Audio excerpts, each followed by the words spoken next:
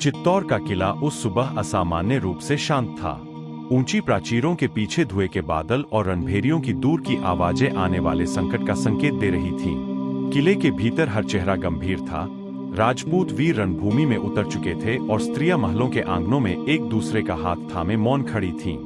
यह केवल युद्ध नहीं था, यह सम्मान और अस्तित्व की अंतिम परीक्षा थी। रानी पद्मिनी, जिनकी सुंदरता की कथा दूर दूर तक फैली थी, उस दिन केवल एक सुंदरी नहीं थी। वे चित्तौड़ की आत्मा थीं, धैर्य, विवेक और साहस की मूर्ति। उन्होंने अपनी सखियों और अन्य रानियों को एकत्र किया। उनकी आंखों में भय नहीं, बल्कि दृढ़ निश्चय था। वे जानती थीं कि युद्ध का परिणाम क्या हो सकता है, और उससे भी अधिक वे यह जानती थीं कि राजपूत मर्यादा उनके लिए क्या मायने रखती है। चित्तौड़ का इतिहास गवाह था कि जब किला गिरता है तो केवल पत्थर नहीं टूटते, सम्मान भी दांव पर होता है। रानी पद्मिनी ने सबको समझाया कि यह निर्णय किसी दुर्बलता का नहीं, बल्कि आत्मसम्मान की रक्षा का है। उनके शब्दों में करुणा थी, परंतु संकल्प उससे कहीं अधिक प्रबल था। उन्होंने कहा कि स्त्रियां किसी की विजय की वस्तु नहीं होती, वे अपने भाग्य की स्वयं निर्णायक होती है। महलों में दीप जल उठे, मंदिरों में शंखनाद हुआ, स्त्रियों ने केसरिया वस्त्र धारण किए। यह शोक का नहीं, बल्कि वीरता का रंग था। माताएं अपनी बेटियों को गले लगा रही थीं, बहनें एक दूसरे को अंतिम बार देख रही थीं। उस क्षण आंसू भी थे, पर वे भय के नहीं थे, वे प्रेम और त्याग के थे।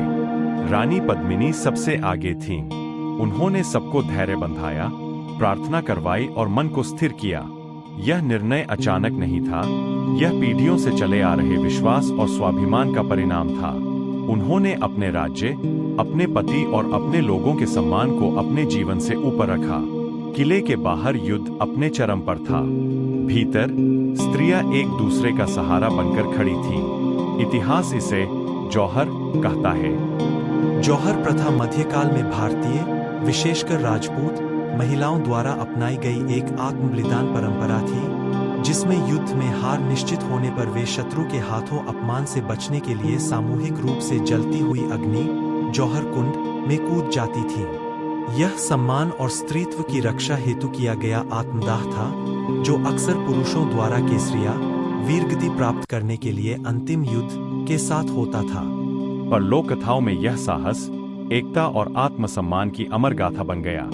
यह किसी मृत्यु का उत्सव नहीं, बल्कि अपमान के सामने झुकने से इनकार की कथा है। जब सब शांत हुआ, चित्तौड़ की हवाओं में एक अजीब सी गंभीरता तैर रही थी।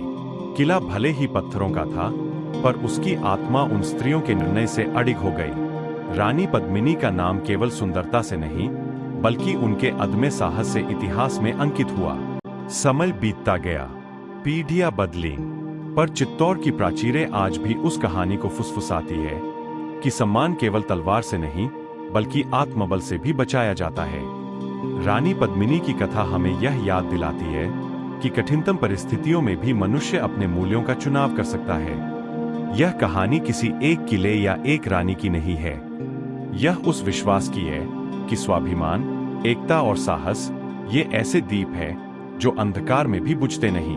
चित्तौड़ की रानी पद्मिनी उसी प्रकाश का नाम है।